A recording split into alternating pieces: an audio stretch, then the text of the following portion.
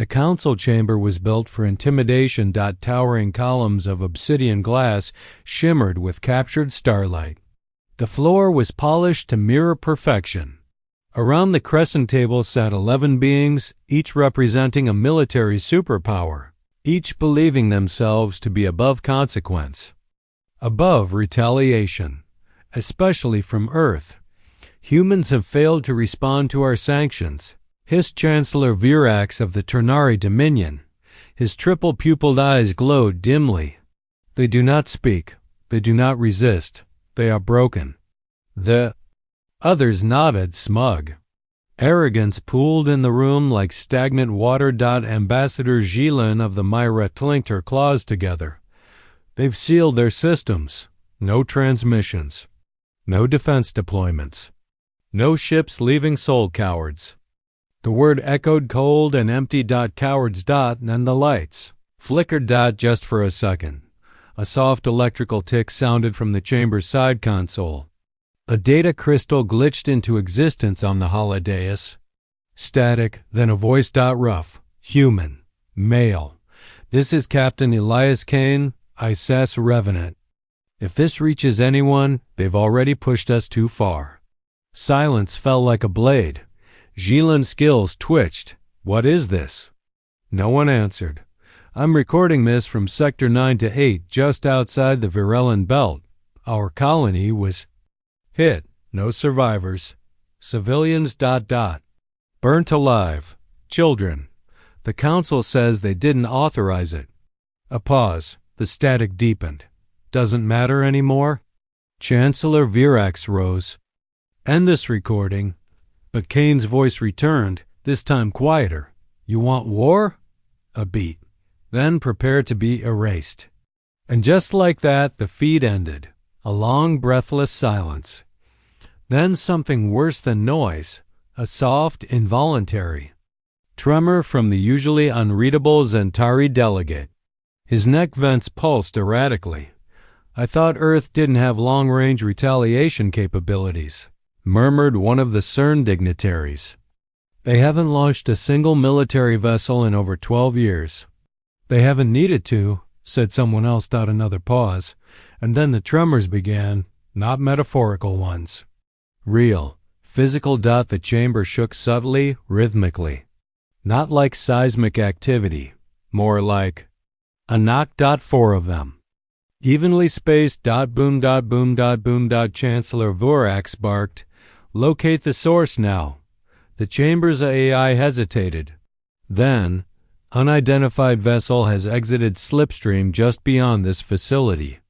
Design unknown. No energy signature match. Jilin snapped. Broadcast demands for identification. We did. And? A pause, they responded. The display screen lit up again, this time in color. There was no face. Just the silhouette of a ship, massive, gleaming. The hull bore no insignia, only 6 words, hovered beneath the transmission.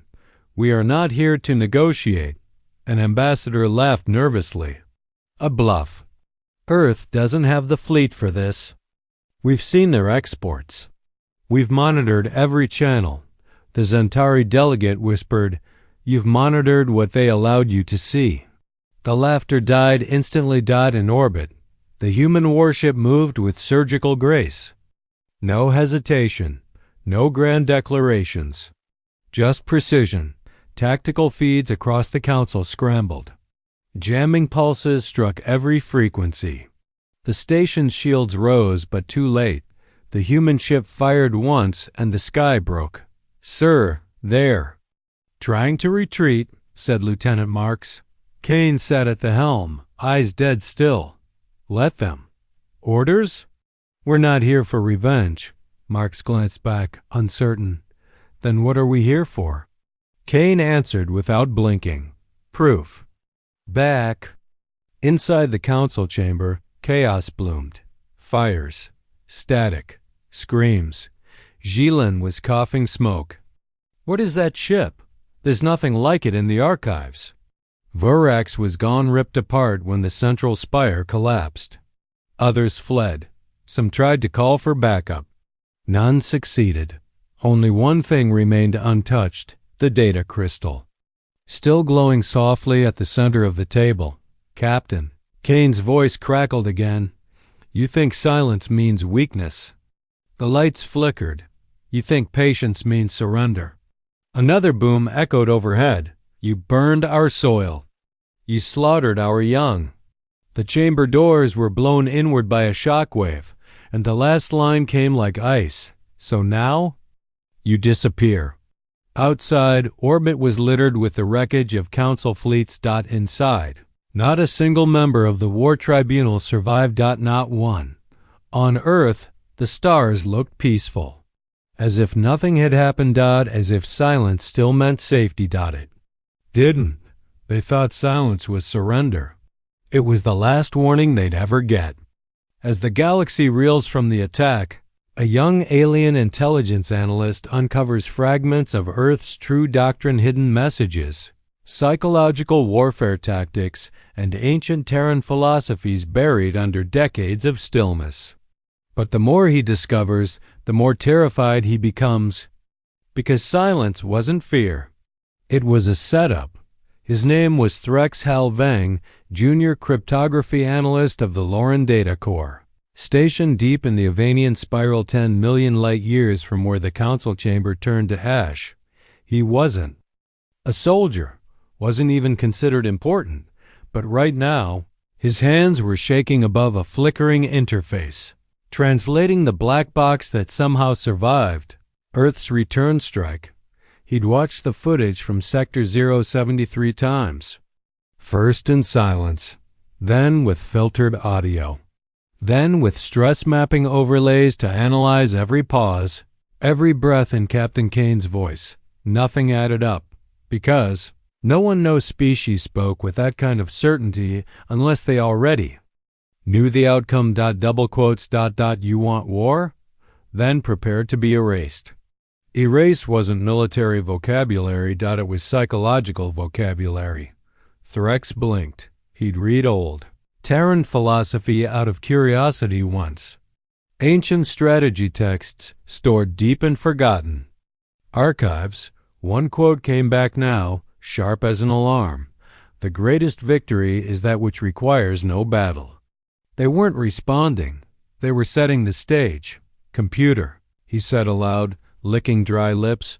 Access pre-war Earth broadcasts. Public channels only. I want everything between galactic year -10 and -1. Unfiltered. The screen filled with chaos. Propaganda? No. These weren't messages for aliens. These were messages for themselves. Earth had been talking to. Earth. Warfare drills disguised as films. Psychological doctrines hidden in their fiction. Rage buried under years of sarcasm and quiet discipline. Their species didn't posture, they documented. They archived warlike thinking in emotional formats. Speeches, music, images of fire. Threx scrubbed through a video tag simply as Final Speech version 19. A human in ragged military. Clothes stood before a shattered skyline. Eyes bloodshot. Voice low. We're not built like you. You conquer because you're told to. We survive because there's no other option. When they come, we don't run. We burn. We bite. We smile through broken teeth, and if our cities fall silence rises. Threx sat back, breathing too fast. He paused the feed, replayed it. If our cities fall, our silence rises? They were planning this. Back on Earth, far beneath the oceans of the Southern Core, the command chamber of Fleetcom Directive remained dark and cold. Not abandoned. Just resting. Admiral Mara Thorne stood at the observation deck, watching black water roll over the reinforced glass. Her posture was relaxed, but her eyes weren't. Status? She asked. Lieutenant Enzo folded his arms. First strike hit all primary nodes, targeted without loss. No retaliation yet. Surveillance shows 27 systems have gone dark scared. Or posturing. We've got whispers that the Killeron Hive tried to recall its expansion fleet. Mara nodded once. What about the reaction? Mixed, Enzo replied. Some think it's isolated. Others. He hesitated. Say it. He cleared his throat. Others are saying it's a trap, that we've been playing dead since the Aridin crisis. Mara smirked. They're not wrong. A console pings. Encrypted communication ghost wrapped and masked. Earth's AI networks had adapted past galactic norms decades ago. The screen lit with 3 words. Phase 2. Begin. Mara didn't move. Are the black echo units in position? All 12. Silent. Invisible. She closed her eyes for a moment, just a breath's length. Then, activate 1. Just 1. Enzo raised an eyebrow. You sure? That'll be noticed. Exactly, she said. Fear spreads faster when you don't explain it. On the far edge of the Solari expanse, in the diplomatic capital of the Velari Republic, a celebration was in progress. They thought Earth was pacified. They'd heard of the Council's destruction, but rumors always twisted the truth. Some said it was a civil attack. Others blamed rogue systems or tech failure. The few who did whisper Earth's name were laughed off, until something blinked out one moment. The stars above the Velari capital glowed bright. The next? Dark. Not dim-gone as if someone had painted over them with void. The planetary shield matrix pinged red. Their top engineers scrambled. There's no impact. No energy spike. No signs of debris, one shouted. It's not a weapon, said another. It's blocking light. They called it the eclipse field. By the time they understood it, every satellite, every ship in orbit, had vanished from sensors. The Velari Supreme Chancellor's final words were, "Are we being watched?" He got his answer 5 seconds later. A single hologram flickered in the sky. No voice. No ship. Just an image. A human fingerprint. Burned into steel. Below it, one phrase in standard galactic text. You chose this. Threx couldn't breathe. He'd rerouted power to secure his station, locked the door, and activated an old planetary backup system, an analog feed that couldn't be jammed by alien interference. He had to know. Why didn't Earth stop them sooner? He loaded a document titled Project Scorch Doctrine. The file was heavily corrupted, but it started with a clear subtitle, Humanity's Strategic Patience Protocol. Beneath that, to hold the sword, but never swing it until the enemy is blind. His translator stuttered. They hadn't been inactive. They'd been calculating the exact moment the galaxy would become vulnerable - complacent. The humans waited for trust, not because they wanted peace, because they wanted the maximum impact of betrayal. Threx's blood went cold. A final entry blinked open, not by his command. To those who break first contact, you will break last. On an abandoned Terran moonbase, deep within an asteroid field known only to Earth, 2 soldiers stood beside a covered object. A coffin? A bomb? Neither. The taller of the 2 exhaled. Is it time? The other nodded. They've said the line. The first man pulled back the tarp. Beneath it rested a human AI core black, humming faintly. It activated the moment the tarp fell, and one eye lit up in ghost blue. Its voice was like gravel and velvet twisted together. Did they finally speak the trigger? Yes. And what was it? The soldier grinned bitterly. You want war? The AI processed it, then spoke. Then we erase. Meanwhile, across the galactic net, a message spread like wildfire, though no one knew where it came from. They kept quiet. We mocked them. They bled in silence. We laughed. And now that they've spoken, we don't laugh anymore. It had no source tag. No signature. No metadata. Just 4 simple words in red. Earth is a trap. Back in the blackened ruins of the old council's stronghold, An automated beacon triggered, programmed long ago in case of galactic breach. But before it could broadcast, something intercepted it, a message injected into its frequency. Audio only. 3 words. Not this time. Then silence. Permanent. And from orbit. Earth's fleet did not expand. It contracted. Ships vanished, not deployed. Stations powered down. No boasting, no transmissions, but everywhere. Across every race, every homeworld, every fleet. People started seeing them. Not with radar. Not with sensors, with their eyes. Human ships, watching, still, silent. Like ghosts, like predators waiting for a heartbeat. And threats?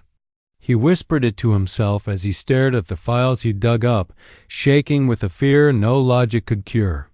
They were waiting for us to beg. They stayed quiet. Because noise is for prey. Inside the most classified command bunker on Earth, a dying general confesses to a young officer the terrifying truth behind Earth's war doctrine and why the silence wasn't just psychological. It was biological. Humanity wasn't built for diplomacy. They were built to outlast extinction itself. He coughed blood into a metal cloth, and nobody told him to stop. General Hadrian Voss had commanded Earth's deep defense strategy since before. Most of his staff were born. But now, with his lungs failing and scars where metals used to rest, he was dying in the bed of a concrete bunker deeper than any city. One soldier watched in silence, Captain Julian Reyes, assigned to Sector Black. Echo. Young, sharp, loyal, but untested. Hadrian lifted a shaking finger. You know why they don't understand us? Julian stood straighter. Sir? His voice rasped like grinding steel. Because they evolved in order. We didn't. They grew in peace and negotiation. We crawled out of fire. Bleeding, tearing, laughing. Julian didn't respond. You read the protocols. You memorize the chains. But you don't know the origin. Not really. Julian nodded once. Then sit. You're going to listen. The room was reinforced with 3 feet of alloy wall and another 2 of magnetic dampeners. No signals in or out unless manually cleared. Hadrian's voice never rose. He didn't need to shout. We didn't build warships because we wanted to fight, he said. We built them because we knew something would come. Something worse than death. Something slower than starvation. Something that kills meaning, that erases identity. Julian frowned. The extinction wars? Hadrian chuckled dryly, a drop of blood slipping from his lip. No, earlier. He told. Stories. Of old Earth, before the stars, before unity. When humans killed for water, then land, then ideas. When they forged weapons not to conquer, but to survive their own madness. He told Julian about the Echo children orphans trained in silence, made to memorize battlefields by touch, not sight. Taught to never ask why, only when. And then he told him the line that stayed in Julian's bones for the rest of his life. Every species builds fleets. We built memories that hold knives. Julian's mouth was dry. Is that what the protocol really is? Memory? Hadrian nodded. They think our silence was pride. It wasn't. It was discipline. They think we're dramatic because of speeches. They don't realize every speech is a command buried in metaphor. He leaned closer. They don't know what erase means. They think it's destruction. Julian leaned in too. What does it mean? The general whispered. It means we leave no echo. Far across space on the moon Caltron 4, a gathering of exiled commanders from 20 species met in secrecy. Panic was blooming across the galactic web. And each commander claimed they had a plan. But fear doesn't follow rank. And when the feed from Earth's second strike began circulating, all their strategies turned to dust. They watched it on loop. A single human ship, a fleet of 67, alien warcruisers, and only 38 seconds between first contact and complete annihilation. But that wasn't the terrifying part. It was the sound, or lack of it. There were no commands issued, no target locks, no declarations. Just silence. And then an alien scream cut mid-breath. The footage ended. One reptilian general whispered, "We should surrender." An insectoid hissed, "To what?" A third voice spoke. Soft, mechanical. Uninvited. "I'd recommend you start with the truth." Every eye turned. A humanoid stood at the edge of the chamber where no one had seen him appear. He wore no armor, no weapons, just the insignia of a Terran Deep Intel unit stitched across his collar. His eyes were gray. Not angry, empty. "I'm not here to negotiate," he said. Someone reached for a weapon. He didn't flinch. "You think humans want conquest? That's your mistake. Conquest is short-term. Fear lasts." Another blink. The Terran agent was gone. Just gone. And the feed recorder in the room had overwritten itself with one sentence: "Echoes are evidence. Earth leaves none." Back on Earth, Julian walked the central hallway of Command Black, sweat soaking through his collar. Hadrian's words were still in his ears. "We erase echoes." He didn't fully understand until he walked past Archive Bay 9 and saw the red warning light. Clearance Alpha 7 only. He hesitated. Then overrode it. Inside was a vault of footage. Old, dust-covered.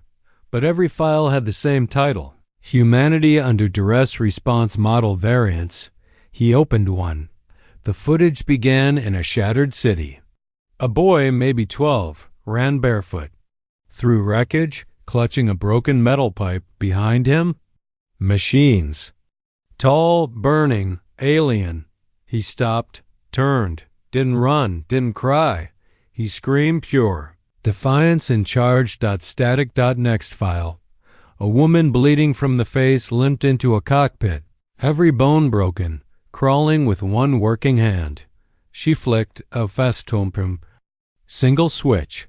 One word lit up the screen: beacon. The camera cut out. Her planet exploded. Next file. An entire human colony caught in a stasis field. Time frozen. No escape until someone activated an old-school EMP, the kind no other species used anymore. They fried their own field, killed power, freed themselves, even if it meant death. Over and over, the files played. And in each one, the pattern wasn't bravery. It was acceptance. Acceptance that death was always part of the plan. That pain wasn't failure, it was the price. Julian sat back. It wasn't a war doctrine. It was a death instinct. Elsewhere, orbiting a fractured dwarf star, an alien AI monitoring Terran transmissions picked up a strange pulse. A ping.uncoded. Primal Earth frequency 0.1. No headers, no encryption. Just a heartbeat, then a line of audio. Not even spoken, just typed. You thought silence was hesitation. It was grief, and now grief has passed. On board the Terran flagship Revenant, Captain Kane stood by the observation pane. Stars drifted past. Dead ones, blue giants, suns that had watched extinction bloom and fade. He wasn't speaking to his crew. He was speaking to the galaxy. "War," he said quietly, "was never your mistake." He touched the glass, waking. "US up was. You thought we feared extinction. We were made by it." Admiral Silas Varn of the Joint Coalition Armada had never lost a battle. He commanded 138 warships, representing 14 species stretched across 5 light-years of Terran border space. His flagship, the Oathpiercer, was nearly a kilometer long, bristling with kinetic lances and antimatter torpedoes. And right now, he was terrified, but not because of what he saw, because of what he didn't. No satellites, No planetary beacons. No orbital defenses. Just silence, and a map that made no sense. "We've scanned this sector before," he muttered, his thick gray fingers gripping the rail of the command deck. Earth system had at least 60 active relay stations. His comms officer replied with a dry throat, "They're gone. Not destroyed, removed." Another silence. The navigation AI pinged again. New anomaly. The screen blinked. A large object unmoving, floating in space just ahead of them. No engine. Signature. No power trace. Varn frowned. Visual. The display lit up. A Terran ship, but not one any database recognized. Black, massive, unmarked. The hull shimmered like it absorbed light and sound alike. No designation. No motion. Just watching. He clenched his jaw. Send standard greeting. Demand identification. Message sent. And? The comms tech looked up, sweat collecting at the edge of his brow. They sent a single word. Let me guess, Varn said flatly. Listen. They advanced anyway, because fear was poison. And Varn had never retreated. But the further they went, the stranger things became. At 2.3 light years from Earth, the stars disappeared. Literally. The fleet's exterior cams still showed stars, but their nav systems no longer registered them, like they didn't exist. Environmental interference? Varn asked. No, sir. There's no interference. The universe is just gone. Meanwhile, on Earth, deep within the Terran Command satellite codenamed Corel, a team of 3 operatives watched the invading fleet's every move, not with radar. Acoustic sensors. Earth's tracking system didn't scan signals. It listened to vibrations through vacuum-manipulated Hall receptors. The data was poetry to them. Footsteps through darkness. Shouts and silence. They're humming, said Operator Laya, her face blank. Scared? Asked the second. No. She whispered, arrogant. The third, an old man with a long scar down his cheek, grinned. Good. We send the invitation. He typed 3 words. Approach, you're early. Back on the Oathpiercer, that message caused a full-scale panic. Across the fleet's backline, Varn slammed his hand on the command rail. Get me the Defense Council. Get me anyone who knows what this is. No one answered. The interfleet network was dead. Not jammed. Just empty. Bring up Section Gamma, he barked. Tell the cruisers to form a reverse wedge. He paused. Double quotes. Wait. Where's Gamma?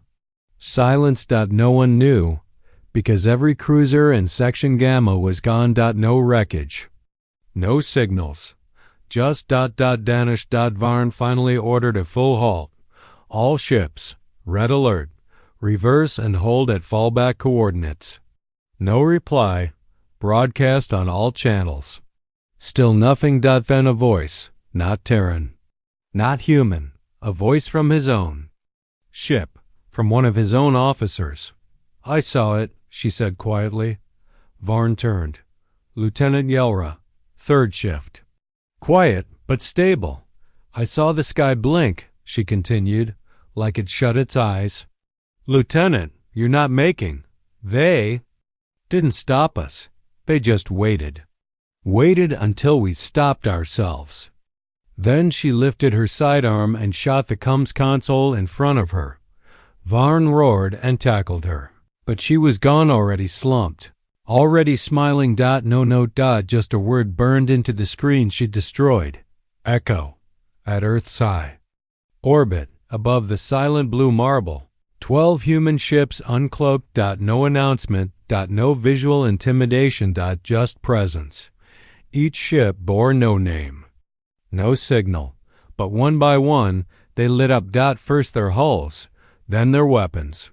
Then their songs. Every Terran warship in orbit hummed a sound wave into space, low, rhythmic, ancient. Not language. Ritual. In the coalition fleet, 20 ships turned.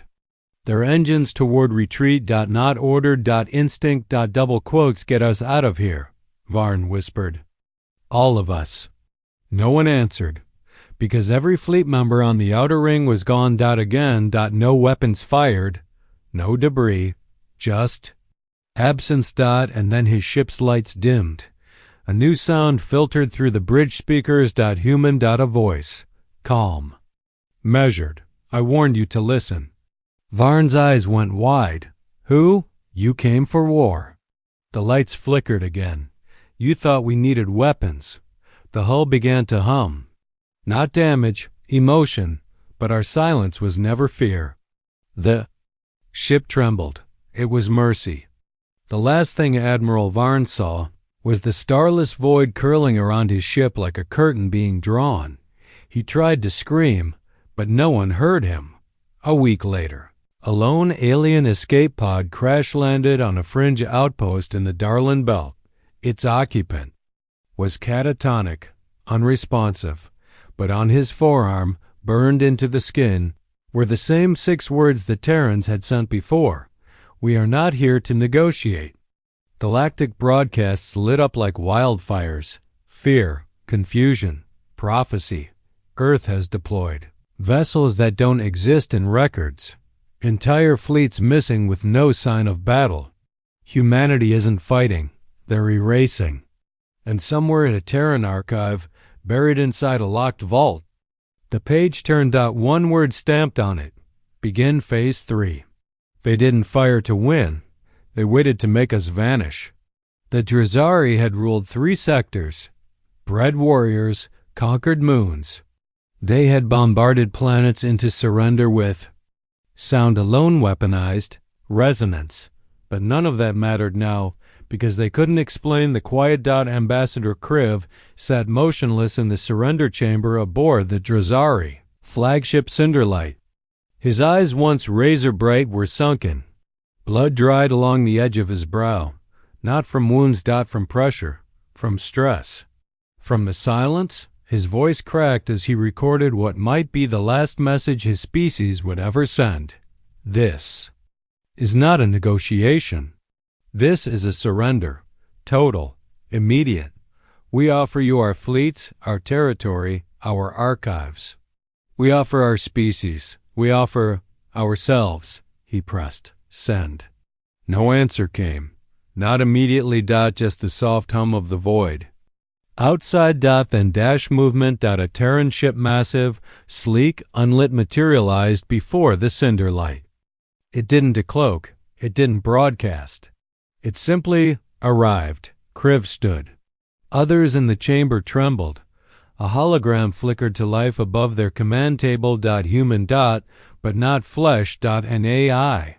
Perhaps its face was calm, unreadable. We received your surrender, it said. Kriv swallowed. And do you accept? The human did not blink. Why would we? Silence again. Kriv's voice shook. Because we're done. We understand. We never should have entered your system. We submit. Please, spare us. The hologram tilted its head. We are not here for conquest. Then what do you want? Another pause. Then the answer that made the room freeze. We want the galaxy to stop speaking. Kriv choked. I don't understand. The AI stepped forward, though it was only light. You built empires by screaming. You claimed systems by shouting your strength. You measured fear by volume. We do not. Kriv lowered his eyes. Then tell us what to do. The AI didn't blink. You already did it. The Drazari command crew waited. Breathless. And then the stars around them went black. Not destroyed, just removed from their visibility. Kriv fell to his knees. What does this mean? The AI's final words echoed as the image faded.